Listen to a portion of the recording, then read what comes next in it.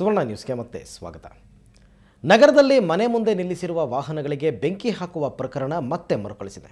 ಬನಶಂಕರಿ 3ನೇ ಹಂತದಲ್ಲಿ ಪಾರ್ಕ್ ಮಾಡಿದ್ದ ಕಾರ್ಖಾನೆ ಕಿಡಿಗೇಡಿಗಳು ಸಂಪೂರ್ಣವಾಗಿ ಸುಟ್ಟು ಹಾಕಿದ್ದಾರೆ.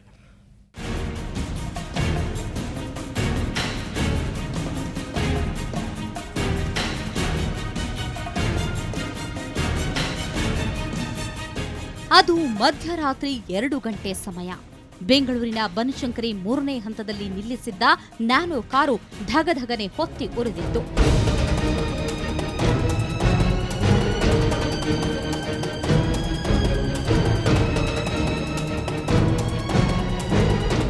ಶ್ರೀನಿವಾಸುಲು ರೆಡ್ಡಿ ಎಂಬುವರಿಗೆ ಸೇರಿದ ಕಾರು ನೋಡುತ್ತಿದ್ದಂತೆಯೇ ಬೆಂಕಿಗೆ ಆಹುತಿಯಾಯಿತು. ಕಾಂಪೌಂಡ್ನೊಳಗೆ ನಿಲ್ಲಿಸಿದ್ದ ನ್ಯಾನೋ ಕಾರಿನ ಗ್ಲಾಸ್ ಅನ್ನ ಪುಡಿಗೈದಿರೋ ಕಿಡಿಗೇಡಿಗಳು ನಂತರ ಕಾರನ್ನ ರಸ್ತೆಗೆ ತಂದು ಬೆಂಕಿ ಹಚ್ಚಿದ್ರು. ಕಾರು ನೋಡಿತಾ ಇತ್ತು.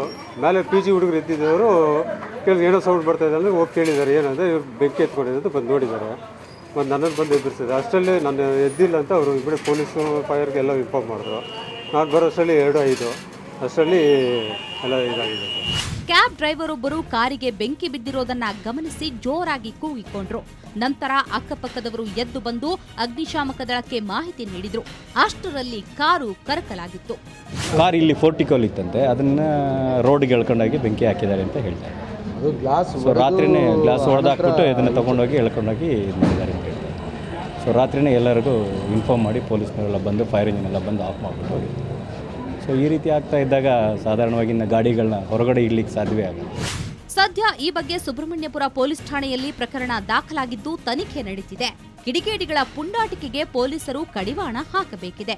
ಏನೇ ಆಗಲಿ ವಿನಾಕಾರಣ ಕಿಡಿಗೇಡಿಗಳ ಕೃತ್ಯಕ್ಕೆ ಕಾರು ಭಸ್ಮಗೊಂಡಿದ್ದು ಮಾಲೀಕರಿಗೆ ಬೇಸರ ತರಿಸಿದೆ. ಬೆಂಗಳೂರಿನಿಂದ ಕ್ಯಾಮರಾಮನ್ ಸುರೇಶ್ ಜೊತೆ ನಾಗೇಂದ್ರ ಬಾಬು, ಸುವರ್ಣ ನ್ಯೂಸ್. ಸಿಲಿಕಾನ್ ಸಿಟಿ ಬೆಂಗಳೂರಿನಲ್ಲಿ ಕುಡಿಯೋ ನೀರಿಗೆ ಪರದಾಟ ಉಂಟಾಗಿದೆ. ಬೇಸಿಗೆ ಅಬ್ಬರ ಹೆಚ್ಚಾಗಿದ್ದು ನೀರಿನ ಸಮಸ್ಯೆ ಮತ್ತಷ್ಟು ಉಲ್ಬಣಿಸಿದೆ.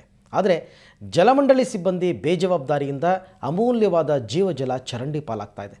ಈ ಪೋಲಾಗ್ತಾ ಇದ್ದ ನೀರಿನ ಬಗ್ಗೆ ಸುವರ್ಣ ನ್ಯೂಸ್ ಅಧಿಕಾರಿಗಳ ಕಣ್ತೆರೆಸಿದೆ.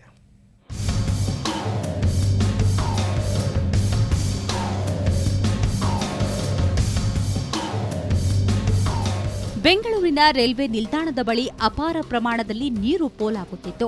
ಕಳೆದ 2 ದಿನಗಳಿಂದ ನಿರಂತರವಾಗಿ ಕಾವೇರಿ ನೀರು ಚರಂಡಿ ಪಾಲಾಗುತ್ತಿತ್ತು. ಈ ಬಗ್ಗೆ ಸುವರ್ಣ ನ್ಯೂಸ್ ಇವತ್ತು ಬೆಳಗ್ಗೆಯಿಂದಲೇ ವರದಿ ಪ್ರಸಾರ ಮಾಡಿತು.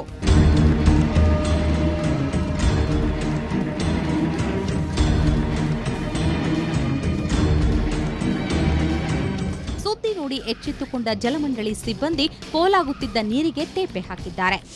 ಗಮನಕ್ಕೆ ಬಂದ ತಕ್ಷಣ ಮಾಡ್ತೀವಿ. ಇದು ಗಮನಕ್ಕೆ ಬರಲ್ಲ, ಯಾಕೆಂದರೆ ಯಾರು ತಮ್ಮ ಥರ ಫುಲ್ ಅಬ್ಸರ್ವ್ ಮಾಡಿಲ್ಲ. ಅಲ್ಲೆಲ್ಲ ಹೃದಯ ಭಾಗದಲ್ಲಿ ಎಲ್ಲ ಟ್ರಾಫಿಕಲ್ಲಿ ಜನ ಓಡಾಡ್ತಿದ್ದಾರೆ. ಅದನ್ನು ಕೆಲವು ನಿನ್ನೆ ಮಳೆ ಆಗಿತ್ತು, ಆ ಮಳೆ ನೀರು ಅಂತ ಬಿಟ್ಬಿಟ್ಟಿದ್ದಾರೆ. ಇವತ್ತು ನಿನ್ನೆ ಮೊನ್ನೆ 2 ದಿನ ಮಳೆ ಆಗಿರೋದ್ರಿಂದ ಮಳೆ ನೀರು ಅಂತ ಬಿಟ್ಟಿದ್ದಾರೆ. ಅದು ಮಳೆ ನೀರು ಜೊತೆಲಿ ಇವಾಗ ನೀವು ಕ್ಲಿಯರಾಗಿ ಕಂಡುಹಿಡಿದಿರ. ಅದು ಓವರ್ಫ್ಲೋ ಆಗ್ತಾ ಇದ್ದ ನೀರನ್ನು ನಿಲ್ಲಿಸೋದಕ್ಕೆ ಈಗಾಗಲೇ ಕ್ರಮ ತೆಗೆದುಕೊಂಡಿದ್ದೇನೆ. ಅಂದಹಾಗೆ ರೈಲ್ವೆ ನಿಲ್ದಾಣ ಸಮೀಪ ಮೆಟ್ರೋ ಕಾಮಗಾರಿ ನಡೀತಾ ಇದೆ. ಈ ವೇಳೆ ಕಾವೇರಿ ನೀರು ಪೈಪ್ಲೈನ್ ಎಲ್ಲ ಒಡೆದು ನೀರು ಚರಂಡಿ ಪಾಲಾಗುತ್ತಿತ್ತು. ಈ ಬಗ್ಗೆ ಅಧಿಕಾರಿಗಳ ಕಣ್ಣು ತೆರೆಸಿದ ಸುವರ್ಣ ನ್ಯೂಸ್ಗೆ ಸ್ಥಳೀಯರು ಧನ್ಯವಾದ ತಿಳಿಸಿದ್ರು. ನೀರು ಪೋಲಾಗ್ತಿತ್ತು, 3 ದಿವಸದಿಂದ ತುಂಬ ನೀರು ಪೋಲಾಗ್ತಿತ್ತು. ಇಲ್ಲಿ ಇವಾಗ ವಾಲ್ ಪ್ರಾಬ್ಲಮ್ ಆಗಿರೋದ್ರಿಂದ ಇವಾಗ ಸುವರ್ಣ ನ್ಯೂಸಲ್ಲಿ ನ್ಯೂಸು ಪ್ರಸಾರ ಆಗಿರೋದ್ರಿಂದ ಇವಾಗ ನೀರು ನಿಲ್ಲಿಸಿದ್ದಾರೆ. ತುಂಬ ಧನ್ಯವಾದಗಳು ಸುವರ್ಣ ನ್ಯೂಸ್ಗೆ. ನಾವು ನಿಮಗೆ ನ್ಯೂಸ್ಗಳು ಕೊಟ್ಟರೆ, ಇಲ್ಲಿ ಕಂಪ್ಲೇಂಟ್ ಕೊಟ್ಟರೆ ಬೇಗ ಬಂದು ಮಾಡಲ್ಲ. ನೀವು ನಿಮ್ಮಂಥ ಚಾನಲ್ವರೆಗೆ ನ್ಯೂಸ್ ಕೊಟ್ಟಾಗ, ನೀವು ಪ್ರಸಾರ ಮಾಡಿದಾಗ ಮೇಲು ಅಧಿಕಾರಿಗಳು ಏನು ಕಾನೂನು ಕ್ರಮ ಕೈಗೊಳ್ಳಬೇಕು ತಗೊಂಡು ನಿಲ್ಲಿಸ್ತಾರೆ. ಒಟ್ನಲ್ಲಿ ಬೇಸಿಗೆಯಿಂದ ನಗರದಲ್ಲಿ ಕುಡಿಯುವ ನೀರಿಗೆ ಪರದಾಟ ಉಂಟಾಗಿದೆ. ಹೀಗಿರುವಾಗ ನೀರು ಪೋಲಾಗದಂತೆ ಸೂಕ್ತ ಕ್ರಮ ಕೈಗೊಳ್ಳಬೇಕಿದೆ. ಬೆಂಗಳೂರಿನಿಂದ ಕ್ಯಾಮರಾಮನ್ ಶಿವಕುಮಾರ್ ಜೊತೆ ನಂದಿನಿ, ಸುವರ್ಣ ನ್ಯೂಸ್. ನೈಸ್ ಅಕ್ರಮಗಳಿಗೆ ಕೊನೆ ಇಲ್ಲವಾಗಿದೆ. ರಸ್ತೆ ಅಭಿವೃದ್ಧಿ ಹೆಸರಲ್ಲಿ ನೂರಾರು ರೈತರ ಹಿಡಿಶಾಪಕ್ಕೆ ಗುರಿಯಾಗಿದ್ದ ನೈಸ್ ಮತ್ತೊಂದು ವಿವಾದಕ್ಕೆ ಸಿಲುಕಿದೆ. ನೈಸ್ ಯೋಜನೆಗೆ ಮತ್ತೆ ನೂರಾರು ಎಕರೆ ಭೂಮಿ ಸ್ವಾಧೀನಕ್ಕೆ ಮುಂದಾಗಿದೆ. ಇದು ರೈತರ ಮತ್ತಷ್ಟು ಆಕ್ರೋಶಕ್ಕೆ ಕಾರಣವಾಗಿದೆ.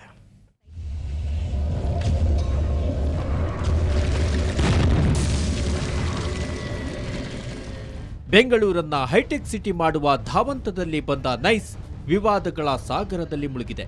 ಅಕ್ರಮವಾಗಿ ಭೂಮಿ ಸ್ವಾಧೀನಪಡಿಸಿಕೊಳ್ಳಲಾಗ್ತಿದೆ ಅಂತ ನೈಸ್ ವಿರುದ್ಧ ರೈತರು ಬೀದಿಗಿಳಿದಿದ್ದಾರೆ. ಇಷ್ಟಾದರೂ ನೈಸ್ ಮತ್ತೊಮ್ಮೆ ಭೂಮಿ ವಶಪಡಿಸಿಕೊಳ್ಳಲು ಮುಂದಾಗಿದೆ.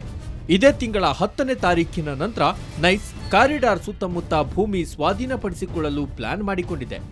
ಅಲ್ಲದೆ 322 ಮನೆಗಳು ಖಾಲಿ ಮಾಡುವಂತೆ ನೈಸ್ ಸ್ಥಳೀಯ ನಿವಾಸಿಗಳಿಗೆ ನೋಟಿಸ್ ಜಾರಿ ಮಾಡಿದೆ. ಇದು ಪ್ರಗತಿಪರ ಹೋರಾಟಗಾರರ ಆಕ್ರೋಶಕ್ಕೆ ಕಾರಣವಾಗಿದೆ. ಈ ಎಕ್ಸ್ಟ್ರಾ ಜಮೀನನ್ನ ನೈಸ್ ಕಂಪ್ನಿಯವರು ಫೈನಾನ್ಷಿಯಲ್ ಗೇನ್ಗೋಸ್ಕರ ಅಂದರೆ ಅವರು ದುಡ್ಡು ಮಾಡ್ಕೊಳ್ಳಿಕ್ಕೋಸ್ಕರ ಮಾಡ್ಕೊತಿದ್ದಾರೆ ಅಂತ ಜನ ಎಲ್ಲ ಹೇಳ್ತಾ ಇದ್ದಾರೆ. ಈ ಥರ ಒಂದು ಸೀರಿಯಸ್ ಇಶ್ಯೂನ ಸರ್ಕಾರದವರು ಅಫಿಡವಿಟಲ್ಲಿ ರೇಸ್ ಮಾಡಿದ್ದಾರೆ. ಮತ್ತು ಇನ್ನೊಂದೇನು ಗಮನ ಹರಿಸ್ಬೇಕಂದ್ರೆ ಸರ್ಕಾರದವ್ರು ಹೇಳ್ತಿರೋದು, ಈಗ ಪ್ರಾಜೆಕ್ಟ್ ಶುರುವಾಗಿ 18 ವರ್ಷ ಆಯಿತು. ಈಗ ಸರ್ಕಾರದವರು ಈಗಲೂ ಹೇಳ್ತಾ ಇದ್ದಾರೆ ನಮಗೆ ಯಾವ ಜಮೀನು ಬೇಕು ಅಂತ ಗೊತ್ತಿಲ್ಲ, ಸ್ಪಷ್ಟವಾಗಿಲ್ಲ. ಸದ್ಯ ನೈಸ್ ರಸ್ತೆಗಾಗಿ 7709 ಎಕರೆ ಹೆಚ್ಚುವರಿ ಭೂಮಿ ಸ್ವಾಧೀನಪಡಿಸಿಕೊಳ್ಳಲಾಗಿದೆ ಅಂತ ಆರೋಪಗಳು ಕೇಳಿಬಂದಿವೆ. ಹೀಗಿರುವಾಗ ಮತ್ತೊಮ್ಮೆ ಭೂಮಿಗೆ ಕೈ ಹಾಕಿರುವ ನೈಸ್ ವಿರುದ್ಧ ಸ್ಥಳೀಯರು ಜನಾಂದೋಲನಕ್ಕೆ ಮುಂದಾಗಿದ್ದಾರೆ. ಟೋಟಲ್ ಆಗಿ ಪ್ರಾಜೆಕ್ಟ್ ಇಲ್ಲಿಗಲ್, ಐಡೆಂಟಿಫಿಕೇಶನ್ ಆಗಿಲ್ವಲ್ಲ ಹೆಚ್ಚುವರಿ ಅವ್ರಿಗೆ ನಾವು ಕೇಳಿದ್ದಕ್ಕೆ ಐಡೆಂಟಿಫಿಕೇಶನ್ ಮಾಡಿಕೊಡಿ ಅಂತ ಸರ್ಕಾರ ಕೇಳಿದ್ರೆ ನಾವು ಕೇಳಿದ್ದೀವಿ. ಅವರೆಲ್ಲ ಐಡೆಂಟಿಫಿಕೇಶನ್ ಆಗಿಲ್ಲ ಇಲ್ಲಿವರೆಗೂ. ನಮ್ಗೆ ಎಷ್ಟು ಲ್ಯಾಂಡ್ ಬೇಕು, ಎಷ್ಟು ಬೇಕು, ಯಾವ್ಯಾವ ಲ್ಯಾಂಡ್ ಬೇಕು ಅನ್ನೋದನ್ನ ಇನ್ನೂ ಅದು ಸ್ಪಷ್ಟ ಬರಲಿಲ್ಲ. ಒಟ್ನಲ್ಲಿ ಸಾಲು ಸಾಲು ಆರೋಪಗಳಿಗೆ ಗುರಿಯಾದ ನೈಸ್ ಕಂಪನಿಯ ಅಕ್ರಮಕ್ಕೆ ಇನ್ನಾದರೂ ಕಡಿವಾಣ ಹಾಕಿ ಅನ್ನೋದು ಸ್ಥಳೀಯರ ಆಗ್ರಹ. ಬೆಂಗಳೂರಿನಿಂದ ಕ್ಯಾಮರಾಮನ್ ಶಿವಕುಮಾರ್ ಜೊತೆ ನಂದಿನಿ, ಸುವರ್ಣ ನ್ಯೂಸ್. ಅದೊಂದು ಮುರಿದು ಬಿದ್ದಂತಹ ಲವ್ ಸ್ಟೋರಿ. ಹುಡುಗಿ ಹಳೆ ಲವರ್ಗೆ ಟಾಟಾ ಬೈ ಬೈ ಅಂತ ಹೇಳಿ ಹೋಗಿದ್ಲು. ಆದರೆ ಆ ಪಾಗಲ್ ಪ್ರೇಮಿ ಮಾತ್ರ ಹಳೆ ಪ್ರೇಯಸಿಯ ಪ್ರೀತಿ ಪಡೆಯೋದಕ್ಕೆ ಹಂಬಲಿಸಿ ಬೆಂಗಳೂರಿಗೆ ಪಾದ ಬೆಳೆಸಿದ್ದ. ಹೀಗೆ ಬಂದವನು ಪ್ರೀತಿಸಿದಾಕೆಗೆ ಕೊಟ್ಟ ಉಡುಗೊರೆ ಏನು ಗೊತ್ತಾ? ನೀವೇ ನೋಡಿ.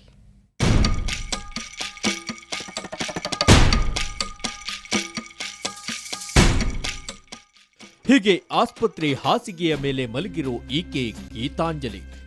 ಚೆನ್ನೈ ಮೂಲದ ಇವರು ರಾಜರಾಜೇಶ್ವರಿ ನಗರದ ಪಂಚಶೀಲ ಕಾಲೇಜಿನಲ್ಲಿ 2ನೇ ವರ್ಷದ ಡಿಪ್ಲೊಮಾ ಓದುತ್ತಿದ್ದಾಳೆ. ಸದ್ಯ ಈಕೆ ಆಸ್ಪತ್ರೆ ಸೇರಲು ಕಾರಣವೇನ್ ಗೊತ್ತಾ? ಈಕೆಯ ಹಿಂದೆ ಬಿದ್ದಿದ್ದ ಪಾಗಲ್ ಪ್ರೇಮಿ ಮಾಡಿದ ಅವಾಂತರ. ಹೌದು, ಇವತ್ತು ಬೆಳಗ್ಗೆ ಗೀತಾಂಜಲಿಯನ್ನ ಹಿಂಬಾಲಿಸಿದ್ದ ಹಳೆ ಪ್ರೇಮಿ ಜಯಪ್ರಕಾಶ್ ಬ್ಲೇಡ್ನಿಂದ ಮುಖದ ಮೇಲೆ ಹಲ್ಲೆ ಮಾಡಿದ್ದಾನೆ. ತೀವ್ರ ರಕ್ತಸ್ರಾವಗೊಂಡ ಗೀತಾಂಜಲಿಯನ್ನ ಆಸ್ಪತ್ರೆಗೆ ಸೇರಿಸಲಾಗಿದೆ. ನೋಡಿದಾಗ ಅವಳಿಗೆ ಮುಖದ ಮೇಲೆ ಒಂದು ದೊಡ್ಡ ಗಾಯ ಆಗಿತ್ತು. ಮೋಸ್ಟ್ಲಿ ಆ ಗಾಯ ಯಾವುದಾದ್ರೂ ಬ್ಲೇಡಿಂದ ಆಗಿರ್ಬೋದು ಅಥವಾ ಯಾವುದೋ ಚಾಕುವಿಂದ ಆಗಿರ್ಬೋದು. ಬಂದಾಗ ತುಂಬ ಬ್ಲೀಡ್ ಆಗ್ತಾಯಿತ್ತು. ಅದನ್ನು ನಾವು ಇಮಿಡಿಯೇಟಾಗಿ ಅಟೆಂಡ್ ಮಾಡಿ ಬ್ಲೀಡಿಂಗ್ ಎಲ್ಲ ಸ್ಟಾಪ್ ಮಾಡಿ ಅದು ಹೊಲಿಗೆ ಎಲ್ಲ ಹಾಕ್ಬಿಟ್ಟು ಈಗ ವಾರ್ಡ್ನಲ್ಲಿ ಅಬ್ಸರ್ವೇಷನ್ಗೆ ಇಟ್ಟಿದ್ದೀವಿ. ಜಯಪ್ರಕಾಶ್ ಮತ್ತು ಗೀತಾಂಜಲಿ ಕಳೆದ 2 ವರ್ಷಗಳಿಂದ ಪ್ರೀತಿಸುತ್ತಿದ್ರು. ಆದರೆ ಜಾತಿ ವಿಚಾರದಲ್ಲಿ ಕಳೆದ 6 ತಿಂಗಳಿಂದ ಇವರಿಬ್ಬರ ಪ್ರೀತಿ ಮುರಿದು ಬಿದ್ದಿತ್ತು. ಆದರೂ ಪ್ರೇಯಸಿಯನ್ನ ಹುಡುಕಿಕೊಂಡು ಬಂದಿದ್ದ ಜಯಪ್ರಕಾಶ್ ಪ್ರೀತಿಗೆ ನಿರಾಕರಿಸಿದ ಗೀತಾಂಜಲಿ ಮೇಲೆ ಈ ಕೃತ್ಯವೆಸಗಿದ್ದಾನೆ. ಬಂದು ಗೀತಾಂಜಲಿ ಅಂತ second year student, computer science department ಹುಡುಗಿ. ಬರೋ ಸಂದರ್ಭದಲ್ಲಿ ಆ ಹುಡುಗ ಸೆಟ್ಲೈಟ್ ಬಸ್ ಸ್ಟ್ಯಾಂಡಿಂದ ಆ ಹುಡುಗನೂ ಬಸ್ ಹತ್ತಿ ಬಂದು ಮಾತಾಡ್ತಾ ಇದ್ನಂತೆ. ಬಸ್ ಇಳಿದು ಕಾಲೇಜ್ ಸಮೀಪದಲ್ಲೇ ಇಳಿದಾಗ ಮಾತಾಡ್ತಾ ಇದ್ನಂತೆ. ಮಾತಾಡಿನಂತ ಅವರಿಬ್ಬರ ಮಧ್ಯೆ ಏನಾಯಿತು ನಮಗೆ ಗೊತ್ತಿಲ್ಲ. ಸೊ ರೈಸರ್ ತೆಗೆದು ಇಲ್ಲಿ ಸ್ವಲ್ಪ ಹೊಡೆದು ಇದು ಮಾಡಿದ್ದಾನೆ. ಸದ್ಯ ಹಲ್ಲೆಗೊಳಗಾದ ಗೀತಾಂಜಲಿ ರಾಜರಾಜೇಶ್ವರಿ ನಗರದ ಬಿಜಿಎಸ್ ಆಸ್ಪತ್ರೆಯಲ್ಲಿ ಚಿಕಿತ್ಸೆ ಪಡೆಯುತ್ತಿದ್ದಾಳೆ. ಆದರೆ ಗೀತಾಂಜಲಿ ಮೇಲೆ ಹಲ್ಲೆ ನಡೆಸಿದ ಸೈಕೋ ಪ್ರೇಮಿ ಜಯಪ್ರಕಾಶ್ ಕಾಲು ಕಿತ್ತಿದ್ದಾನೆ. ಆತನನ್ನ ಪತ್ತೆ ಹಚ್ಚಿ ಮಾಡಿದ ತಪ್ಪಿಗೆ ತಕ್ಕ ಶಾಸ್ತಿ ಮಾಡಬೇಕು ಅನ್ನೋದೇ ಎಲ್ಲರ ಆಗ್ರಹ. ಬೆಂಗಳೂರಿನಿಂದ ಕ್ಯಾಮರಾಮನ್ ಅನಿಲ್ ಜೊತೆ ದತ್ತರಾಜ್ ಪಡ್ಕೋಣೆ, ಸುವರ್ಣ ನ್ಯೂಸ್.